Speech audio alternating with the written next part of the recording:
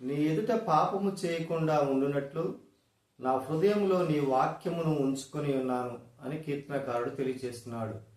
మరి మనం పాపము చేయకుండా ఉండాలంటే మరి ప్రభు యొక్క వాక్యము మన హృదయంలో ఉండాలి. నీ హృదయం నా హృదయము దేవుని దగ్గర ఉంచుకొని ఆ హృదయంలో మరి దేవుని మాటలను నింపుకొని ఉన్నట్టయితే మరి మనం పాపము చేయకుండా మనల్ని మనము మరి రక్షించుకోగలుగుతాము. మరి ఈ లోకంలో జీవిస్తున్నటువంటి మనము మరి పాపములో పడిపోకుండా ఉండాలంటే దేవుని యొక్క వాక్యం అనేది మన హృదయంలో ఉండాలి. ఆయన మాటలు నిత్యము మన హృదయంలో ధ్యానించుకుంటూ ఉన్నట్టయితే మరి నీలో పాపం అనేది ప్రవేశించకుండా ఉంటుంది. మరి దావీదు గారు మాట్లాడుతూ మరి ఆయన పాపము చేయకుండా ఉండునట్లు ఆయన హృదయంలో దేవుని వాక్యాన్ని నింపుకొని ఉన్నాను అని తెలియజేస్తున్నాడు.